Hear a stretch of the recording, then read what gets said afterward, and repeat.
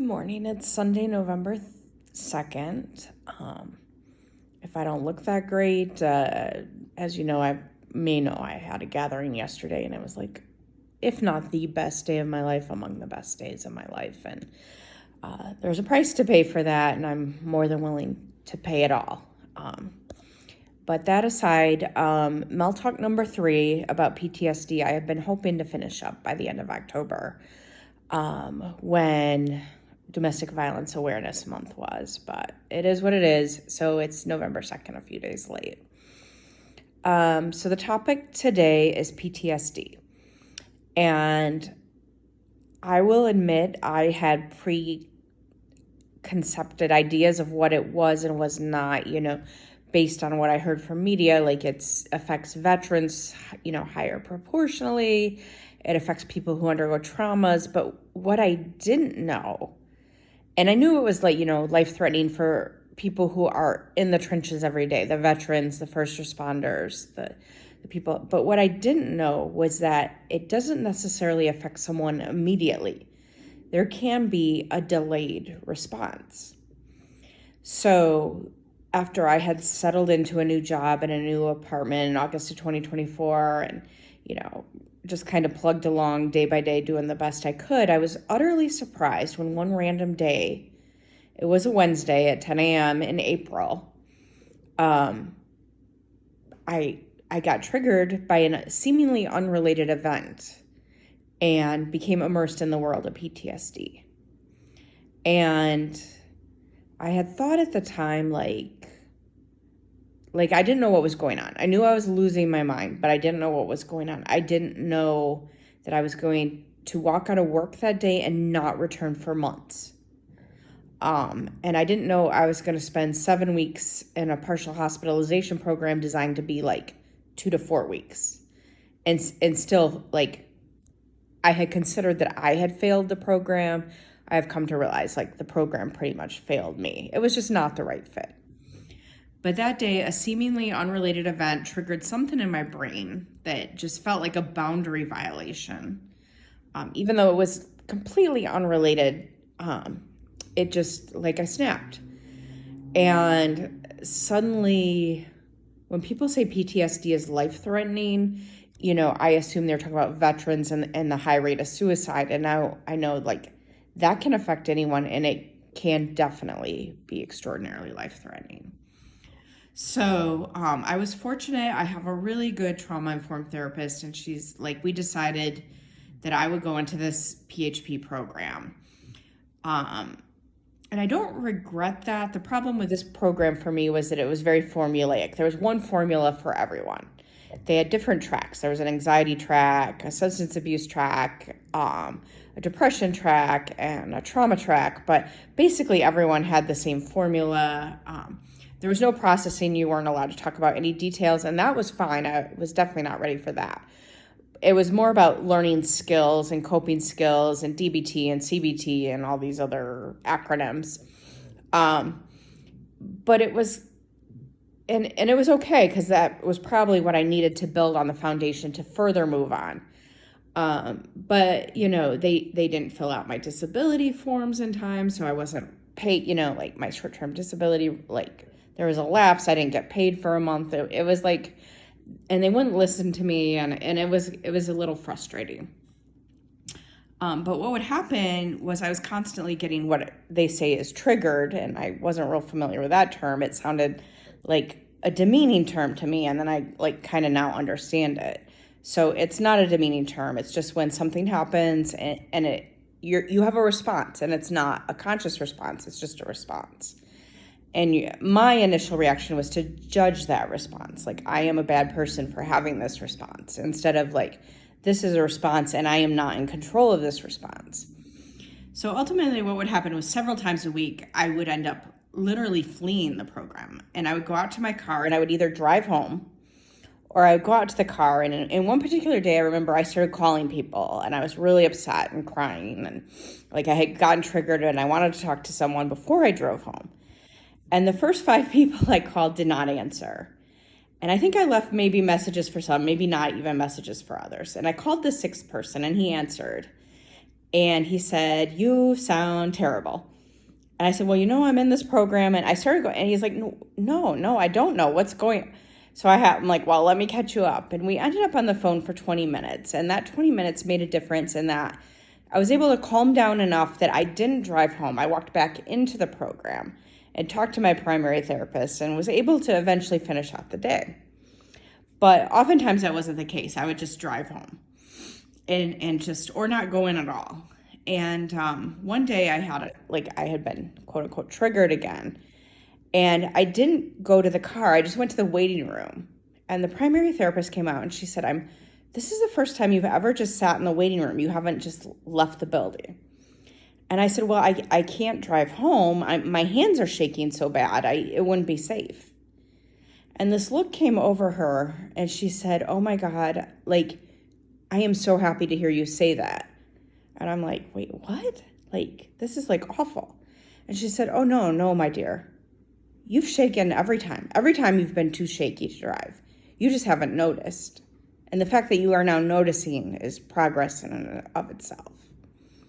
And it was a journey, and I have a book coming out probably Q1 2027 regarding not necessarily the details of that part of the journey, but my summer, quote unquote, summer camp days.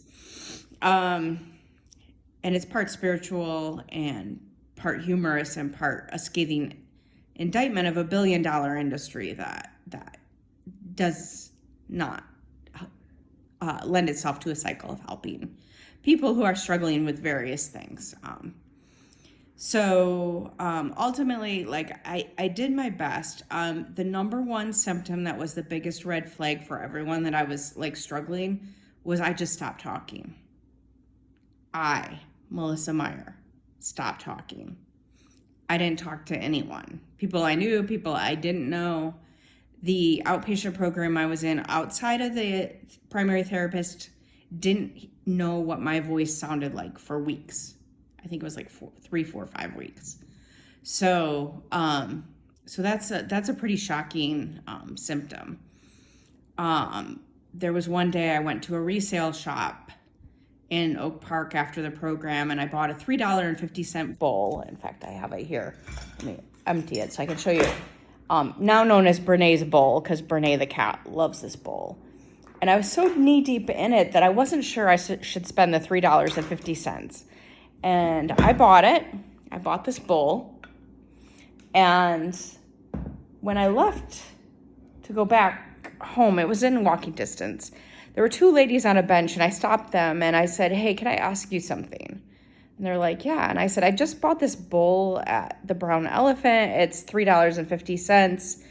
And I'm not sure I should have spent the money, but I'm really depressed, but I really like this bowl, and it makes me smile." And I remember the one older African-American lady saying, "Oh, honey, if you're sad and that bowl makes you smile, you spend $35. And the other lady, a young Latina lady, said, "Oh, honey, if that bowl makes you smile, you spend $350. And that is a kindness of strangers that I needed that day. As I was still in the middle of decision paralysis and not owning my agency and not realizing that I'm now still in control. I'm in control financially and who I allow in and out of my apartment and what items I allow in and out. So, and that was around the same time I had gone to Aldi, and the cashier at Aldi, a guy named Dante in South Austin neighborhood of Chicago, was like, "Girl, you have given up on life." And I'm like, "Well, what do you mean I've given up on life?" He's like, "It's a Wednesday afternoon at 1:30 in the afternoon in April. You're wearing Christmas pajamas 5 sizes too big. You're not wearing shoes. You're wearing slippers." He's like, "And I gotta say, I know you're not wearing a bra. I'm not supposed to notice that." He's like, "And you're crying in the condiment aisle because there are too many barbecue sauces to choose from." Even Dante, the cashier in the South Austin neighborhood, knew I was in the midst of a struggle, and he knew it was serious. And that was just a symptom. So ultimately, after 7 weeks, the partial hospitalization program I was trying so hard to graduate from. It was not working. And I had been asking them all along, like, should I be in a higher level of care? Well, we can't send you to a psychiatric unit because that'll just be even more triggering and traumatic to you. Well, yeah, I know that. We all know that. But there's got to be a higher level of care that's not so confining, where I won't feel locked in, where I won't feel, that's a little less likely to trigger. And despite having like really great insurance, it took me and my therapist 3 days and 47 phone calls to find a program that was acceptable for my needs. And that program happened to be in Palm Beach County, West Palm Beach County, Florida. So now I have to travel out of state. I have to like deal with cat sitters and this and that. And oh, God bless everybody who just like rose up and helped me. And no one made me feel ashamed that I had to do this. No one had been making me feel ashamed at all the entire time. There had been only love and support. And actually, when I talked to someone and I was like, yeah, Dante at Aldi says like I've given up on life, their response was like, well, Dante's not wrong. Followed by like, my Aldi cashier doesn't know who I am. I'm like, well, you're probably not the only white person in the whole neighborhood that shops at your Aldi. Just an aside. So, all that to say, I got a big lesson, and my time in Florida was not in vain either, although it wasn't what I expected. It wasn't what they had said, and the biggest benefits were not necessarily from the facility or the staff. The biggest benefits, honestly, were from the random other patients also on the same journey. The coming together, yeah, I see you, I hear you, I'm doing the same thing too, and I didn't know this could happen. Yeah, I always make sure my back, I can always see the entrance. Yes, I get up at night and wander and check the locks. And yes, I do that too. And that camaraderie and that, okay, like we're all in this together, and we may feel like we're losing our minds, but we are not necessarily losing our minds. It's just a symptom. It's just a symptom of something we have no control over, and that it's just going to take time to recover. And I think at the point where I accepted, like, this is not something that will be fixed instantly. This is serious, and this is life-threatening, and this is going to take time. And when I was, and ironically, probably the best blessing was when I walked out of work that day and then ended up filing for disability, like, I never really thought about work until it was time to return to work. And that's a blessing too. And that's different because I often think about it when I'm not.